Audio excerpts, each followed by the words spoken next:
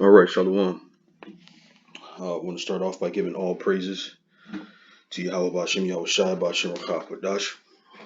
Double honors to the apostles and elders at GMS who rule well, and honor and salutations to those of you who are of the hopeful elect and are out there teaching the word in sincerity and truth.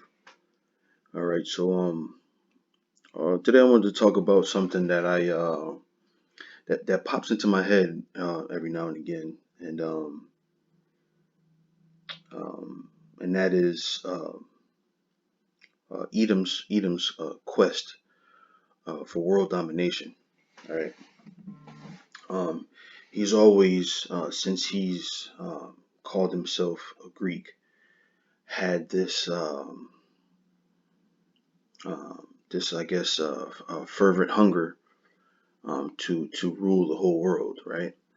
Um, as we know, as the story is written, it would have been the world would have been his, right, based on the blessing that our forefather Isaac gave Jacob, but because Jacob supplanted his brother two times, that blessing to have the whole earth went unto us, right?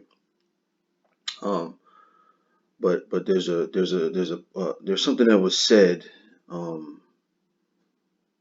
um, and what he gave to Esau that speaks to the hunger that he's always exercised since he's been able to take over the whole world, right? And the reason why I thought of this topic was because we talk with people in the world all the time, right? And we Zion and I did a show last night about a couple different things, but mostly about how Jake continues to be surprised by the behavior of Esau, right? And um, when you speak to people in the world, they don't think of Esau in a way that they should think of him, right? This Edomite that we deal with every day is the same Edomite who tried to take over the whole entire world as the Greeks, tried to take over the whole entire world as the Romans, tried to take over the whole entire world as the French, the Spanish, the British, right? And now as Americans, right? They still or whatever they're calling themselves, because even so-called Russians or what have you, wherever there are Edomites, their desire, their plight on earth is to rule all of it, right? And I think that I think that when you understand that plight hasn't changed, that plight for world domination hasn't changed, and they haven't wavered from it any, excuse me, then you'll start to understand these things that we call conspiracy theories, right? We call them conspiracy theories only because we don't know the intent of Esau. Matter of fact, let me go here, man. Let me go like this. I didn't pull this up, but I think it's Second Timothy's. Let me see. Yeah, let's see what scripture this is. Second Thessalonians. Excuse me. This is Second Thessalonians, and I'll start at. Mm, I have to start at 1. Okay. This is Second Thessalonians 2:1. It says, "Now we beseech you, brethren, by the coming of our Lord Yahweh Shai Hamashiach, and by our gathering together unto him." Excuse me. I'm sorry. Excuse me. It says, "that ye be not soon shaken in mind, or be troubled, neither by spirit, nor by sword, nor by letter, as from us, as that the day of Hamashiach is at hand. Let no man deceive you by any means, for that day shall not come except there come a falling away first, and that man of sin be revealed, the son of perdition," right? So these end times wouldn't come, Paul is saying here, until uh, um, I'm sorry. Let me say it this way: that man wouldn't be revealed, right? Until these end times, man. Right? That son of perdition, the one who's going around destroying the earth, the mystery of iniquity, as it's going to say down in the seventh verse, right? It wouldn't come until there would be a falling away, meaning that Israel was going to come to a state where we would be discontinued from our heritage. Matter of fact, let me go to that really quick. That's Jeremiah, was it 17:4? Or was it 14? I think it's 17:4. Yeah. So this is Jeremiah 17:4. It says, "And thou even thyself shalt discontinue from thine heritage that I gave thee, and I will cause thee to serve thine enemies in the land which thou knowest not. For ye have kindled a fire in mine anger, which shall burn forever." Right? So there was going to come a time where, we fell away from our heritage, our culture, and knowing who we are. Right? So that's what Paul is talking about here, that falling away first. Right? So it says here in verse 4, it says, who opposeth and exalteth himself above all that is called the Most High. Right? Now, when you think of opposition, you should think of the word adversary. Right? Because Esau or Edom is the physical counterpart to the spiritual adversary, which is Satan. Right? So it says, who opposeth and exalteth himself above all that is called the Most High, or that is worshipped, so that he as the Most High sitteth in the temple of the Most High, showing himself that he is the Most High. Right? This is the characteristics of who Paul's talking about. Right? You don't know who Paul's talking about, right? Because it's very as it says in the seventh verse, mysterious, right? But of course, in these times and in this day, we know who Paul was talking about here, right? Which is the so-called white man. And we have to understand that this characteristic is not gone, right? We look at America, right? And I'll say that as like the average everyday American citizen. And we watch the news and we watch politics and we watch the presidency and we watch the Senate and Congress and we see how things develop, right? So we think of our country in a certain way, right? But this is in him, man. World domination is in Edom. And if you think it's not, you are sadly mistaken, right? So let me continue, right? Verse 5, it says, "Remember ye not that when I was yet with you, I told you these things, and now ye know what withholdeth, that he might be revealed in his time." So in other words, the question probably was, if I can extrapolate here, like when he was with him and he was telling them all these things, because they probably was asking, all right, when is it going to happen? When is it going to happen? And he said, you know what withholdeth, right? You know what the holdup is. This guy got to be revealed, right? The evil one, the wicked one, has to be shown who he is in his time, right? Matter of fact, let me go here now. What is that? Let me go to I think it's Isaiah 47. Isaiah 47:1. It says, "Come down and sit in the dust, O virgin daughter of Babylon. Sit on the ground, there is no throne, O daughter of the Chaldeans. For thou shalt no more be called tender and delicate. Take the millstones and grind meal, uncover thy locks, make bare the leg, uncover the thigh, pass over the rivers. Thy nakedness shall be uncovered, yea, thy shame shall be seen. I will take vengeance, and I will not meet thee as a man." So there had to have been an expose, right? And that is happening today. We're showing you through this work that we've been doing that this is indeed the same Edomite that he was when he was Alexander, the same Edomite that he was when he was Lysimaeus and Cassander and Ptolemy, right, and Seleucus, right, then Antiochus, right, then Antipater and Julius and so forth and so on, right?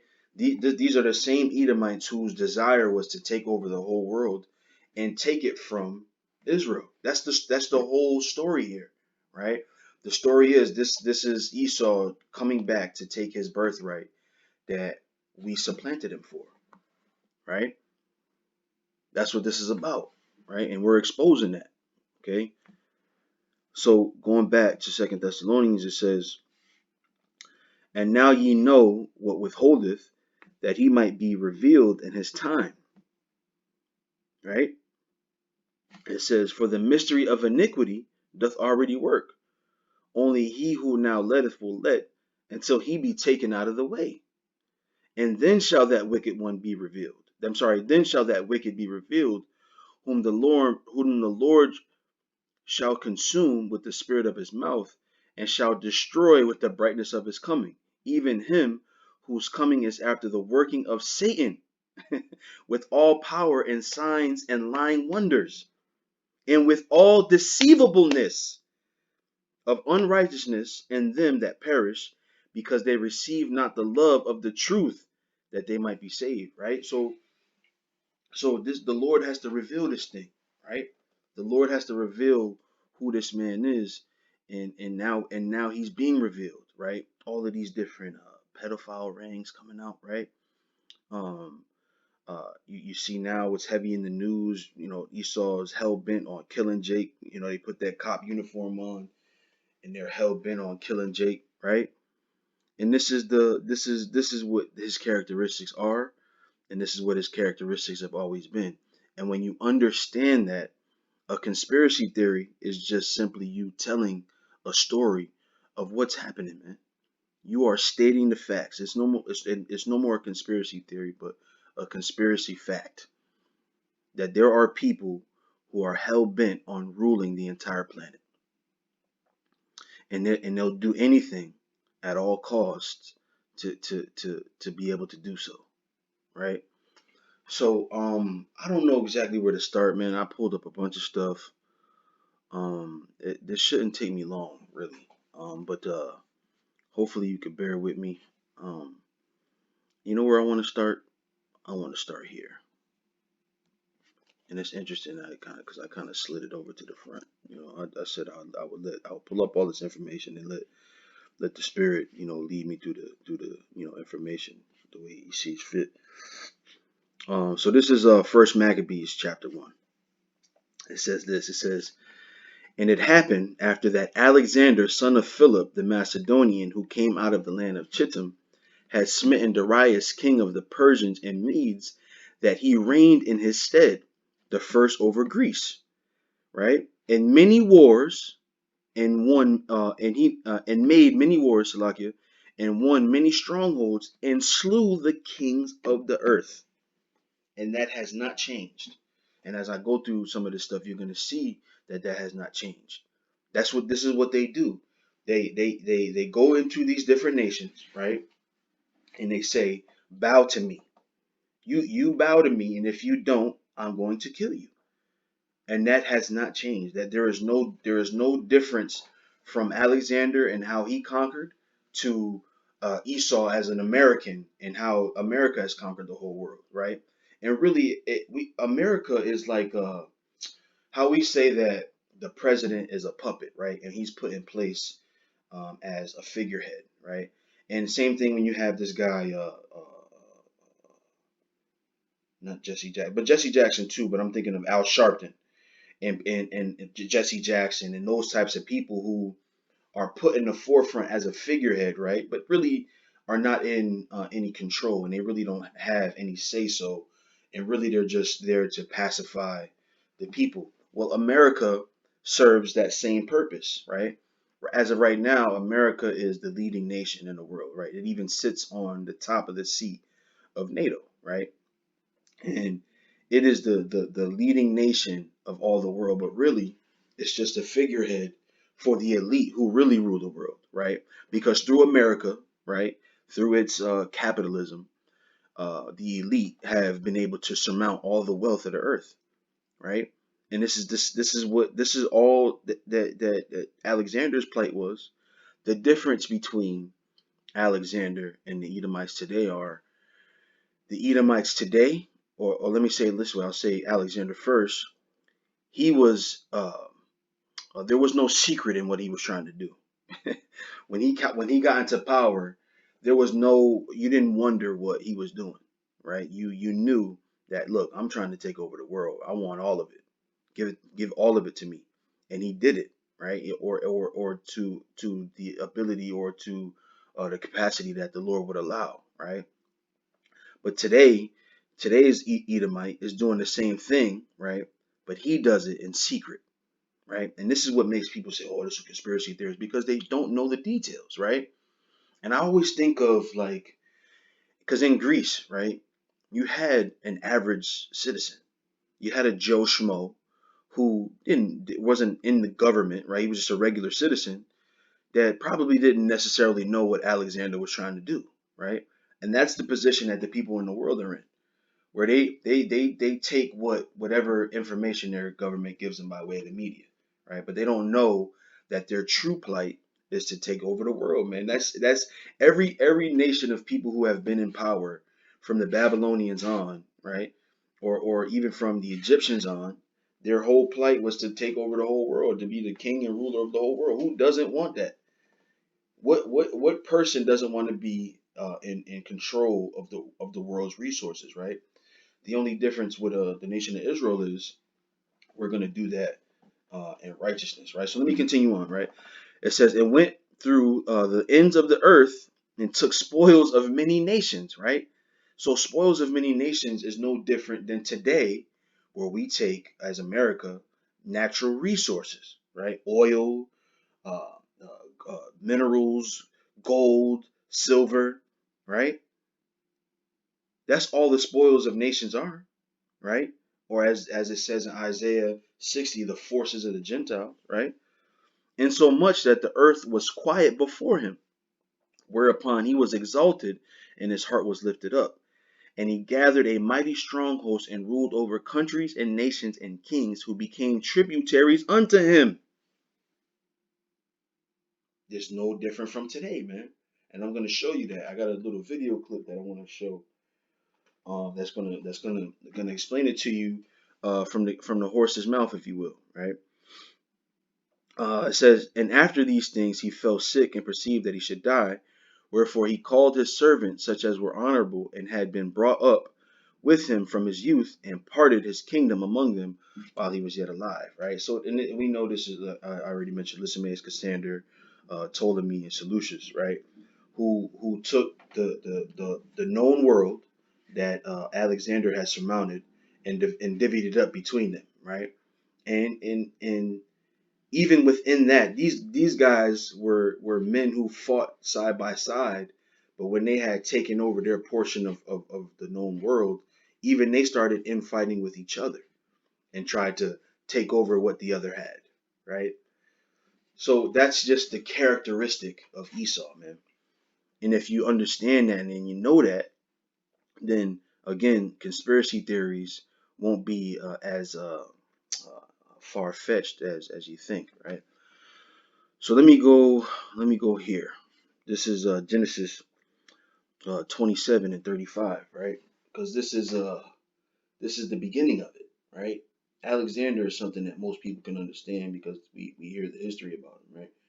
But this is the beginning of that. This is where that whole characteristic came from, right? It came from what Isaac said that Esau would be, right? So this is Genesis 27, and I'll start at 35. It says, and he said, thy brother came with subtlety, right? Subtlety is fine, and have taken away thy blessing. Excuse me. And he said, is not he rightly named Jacob? For he hath supplanted me these 2 times. He took away my birthright, and behold, now he hath taken away my blessing. And he said, hast thou not reserved a blessing for me? And Isaac answered and said unto Esau, behold, I have made him thy lord, and all his brethren have I given to him for servants, and with corn and wine have I sustained him. And what shall I do unto thee, my son? And Esau said unto his father, hast thou but one blessing, my father? Bless me, even me also, O my father. And Esau lifted up his voice and wept. And Isaac his father answered and said unto him, behold, thy dwelling shall be the fatness of the earth, and of the dew of heaven from above. And by the sword shalt thou live, and shalt serve thy brother. And it shall come to pass, when thou shalt have the dominion, that thou shalt break his yoke from off thy neck. Right? And he did that, man. When he was going to dominate, or when he would have the dominion over the earth, he broke that yoke, man. He broke that yoke. So the scripture says here that with his sword he shall serve his brother, right? But when he had the dominion, that he would break off of that servitude, that yoke from off his neck. And he did it, man. So now with that sword, he rules, right? So when you hear about the Roman Empire and how it's described in Daniel the 7th chapter, what did it say? He ruled with iron teeth, right? Matter of fact, let's go to that. Let's go to that. This is is it, no, not Romans, Daniel 7. Okay, I just want to jump right down to the point. Uh, verse 7. This is Daniel 7:7. It says, After this I saw in the night visions, and behold, a fourth beast, dreadful and terrible and strong exceedingly, and it had great iron teeth. It devoured and brake in pieces and stamped the residue with the feet of it, and was diverse from all the beasts that were before it, and it had 10 horns. Right? So let me continue. It says, I considered the horns, and behold, there came up among them another little horn, before whom there were 3 of the first horns plucked up by the roots. And behold, in this horn were eyes like the eyes of man, and a mouth speaking great things. Right? So this is speaking to the Roman Empire, right? And what did he do? He stamped in pieces, right? Or he broke in pieces and stamped the residue with his feet, with his iron teeth, man. And that iron teeth was that military of the Roman Empire. What did they do? They took over the whole world and put the world in fear by their military, man. Okay, so when he saw, when he broke off that yoke, he took that sword and he took over the world by that sword. Whereas when we rule, right, we're gonna rule in benevolence. Okay, so let me go back to Genesis because I wanted to. What word did I want to look up? I can't remember. Was it dominion or was it? I think so. I think so. Rawad. Right. So here's the point. Yes, it was this, right? Because it talks about dominion, right? The word. So this word is here, right? So it says to wander restlessly, right? Roam, to roam, to be restless, show restlessness, right? And where does that restlessness come from? That restlessness comes from his desire to again take over the whole world, man. So every time he has something, he's up at night trying to think of the next thing. Matter of fact, what is that scripture? Um, when the morning is light, they practice it.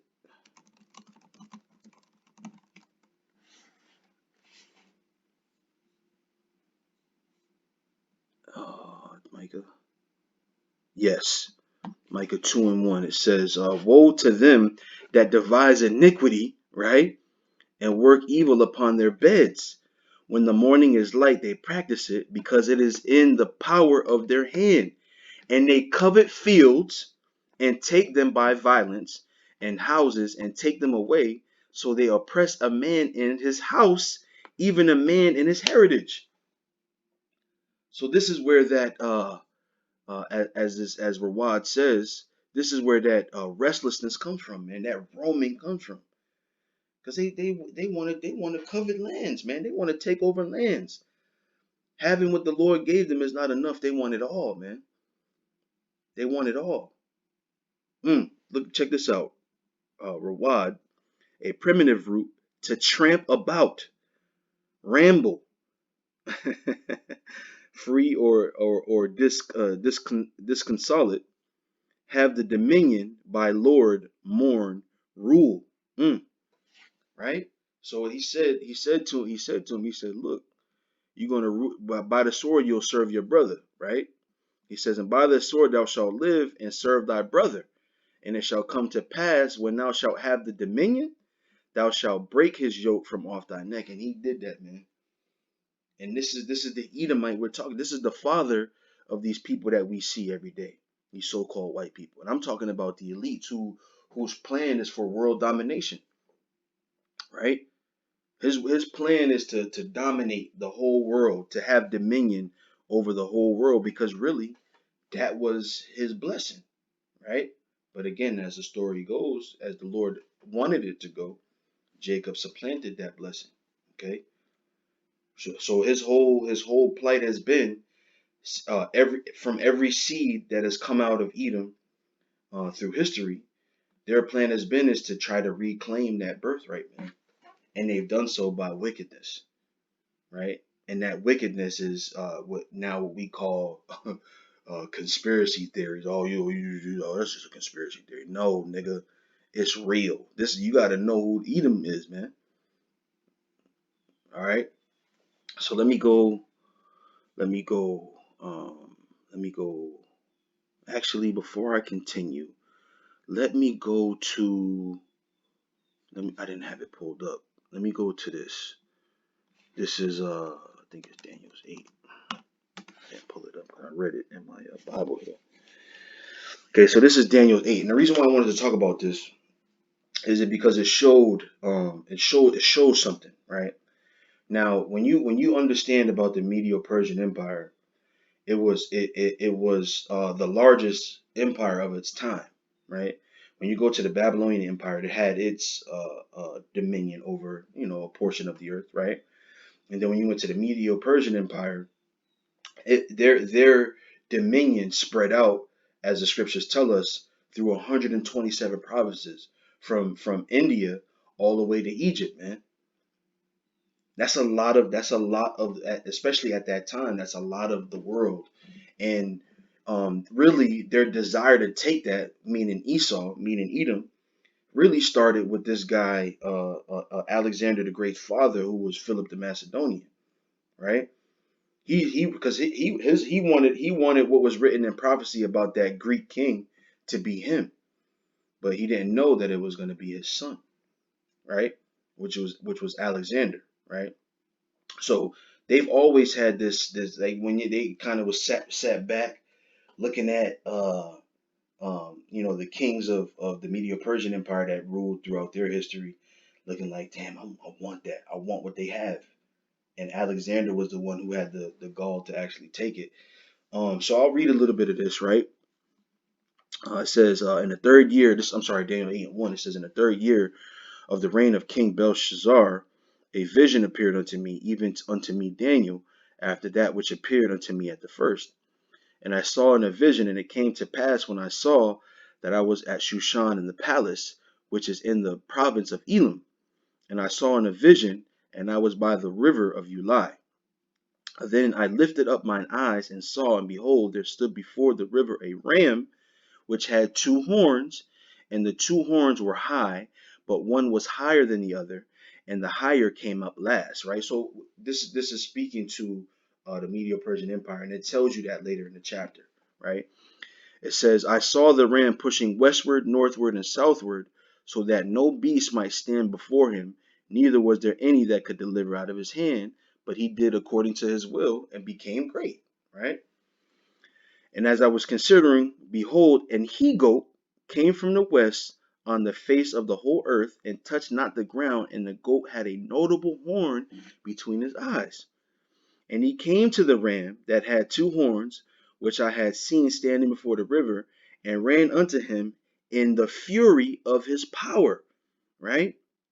And I saw him come close unto the ram, and he was moved with choler against him, and smote the ram and break his two horns. Right? I wanted to look up this word choler. I think I did. I thought I did, but I don't see it. Is it right here? Yep, I was already on Daniel. But let me go back because I'm already. It doesn't matter. I thought I pulled something up.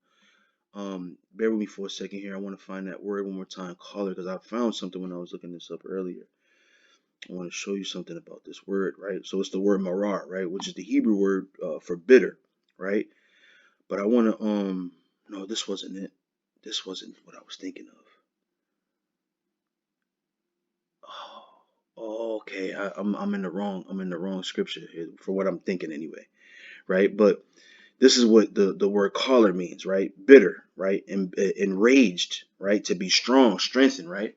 So with great fervor, he wanted to take that ram down, right?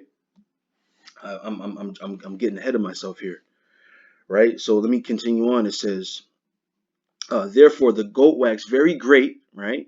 And when he was strong, the great horn was broken, and for it came up four notable ones toward the four winds of heaven. And out of one of them came forth a little horn, which waxed exceeding great toward the south, and toward the east, and toward the pleasant land. So, if you go down, you'll understand um, who these were talking about.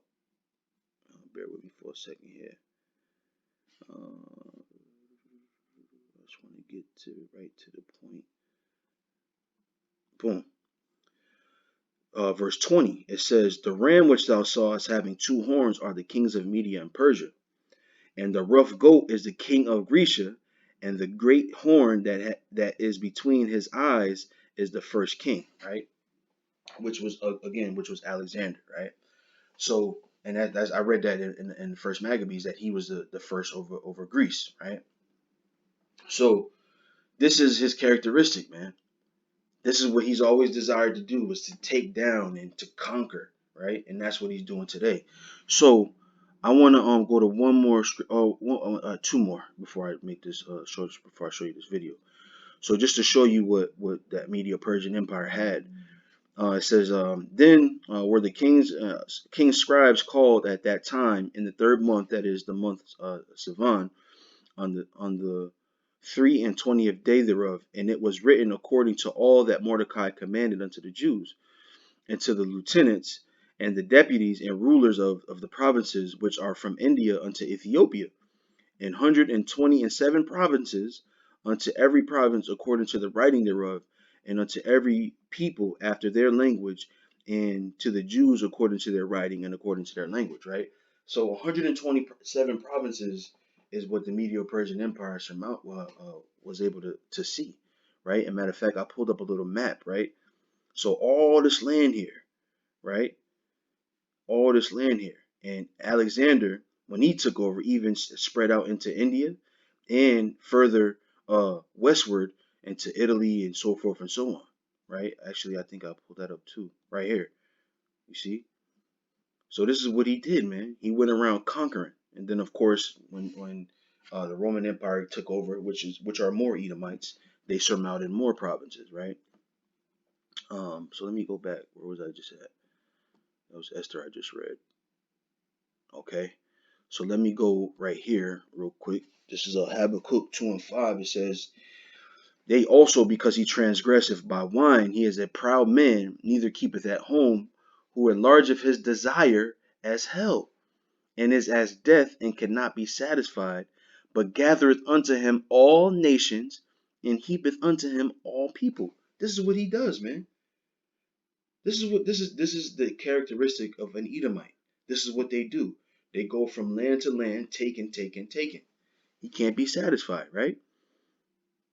It says, "Shall not all these take up a parable against him, and a taunting proverb against him, and say, Woe to him that increaseth that which is not his," right? And how did he do that?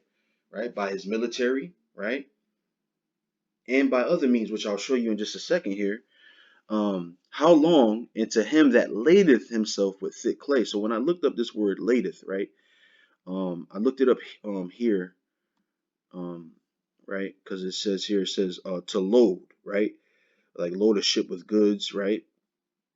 But let me go to the the the, uh, the tools here to show you this word as well, right? So let me see. And ladeth, right? Kabod, right? It says to be heavy, be weighty, be grievous, be hard, be rich, be honorable, be glorious, be burdensome, be honored, right? So this is what we're getting to, right? But when I kept looking and reading here, I saw this word, insensible, right? So I looked it up. This word insensible, it says without one's mental faculties, right? Typically a result of violence or intoxication, unconscious. So that means, right, in other words, you get full, right, to the point of unconsciousness, right? You get full to the point where you can't even function, right? And this is Esau, right? In fact, let me look at uh insensate, senselessness, insentient, comatose, right? So this is how full he gets, man. This is how much he's filled himself to a point of gluttony, right? You know, you eat that meal, you get too full, you want to do nothing but sleep after. This is Esau, man. This is Esau. These are his characteristics, and he's still doing the same thing today, just by different means.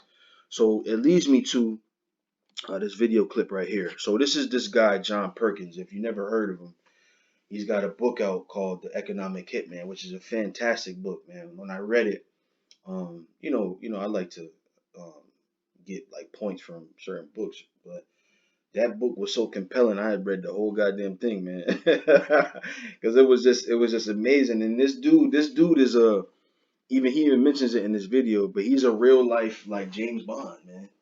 Like they make movies about this stuff, right? They make movies about secret government and how government hires these agents to go into these different countries and lands and kind of and ruffle the system, if you will. Put ripples in the system to change the outcome of how history is played out, man. Right? And this guy's no different, right? So I wanted to go to, I got the minute markers written down here because he says something really interesting that I want to show you that this the same characteristics that he's always had. Right? Excuse me. This is I'll go to minute marker 3:15. Go a little bit before it so I don't miss anything that he says here. But listen to this guy real quick. Taught me quite a bit about the third. And then she told me what my job would entail. I would go to countries with resources our corporations covet, like oil. Right. So he said that he would go to countries with resources that our organizations covet, right? Like oil, right? Now, where's America right now? In the Middle East, trying to suck up all that oil, right? And in this book that he wrote, he talks about how Saudi Arabia was a big feat for America to get most of the world's reserve oil, man. So it's again, his characteristic is still the same. Whatever the natural resource is of the time, Esau wants his hands on it. Esau wants a part of it, right? I'd But raise here is how he takes over the kings, right? a huge loan to those countries from the World Bank or Right, sister organizations. right. So he would offer a huge loan, right, from the World Bank, and if the idea was for the country to bite by this guy, so he would convince the country like, look, here's what you need. You need electricity, you need gas, you need oil, you need all of these things, or and mostly electricity in most cases, right?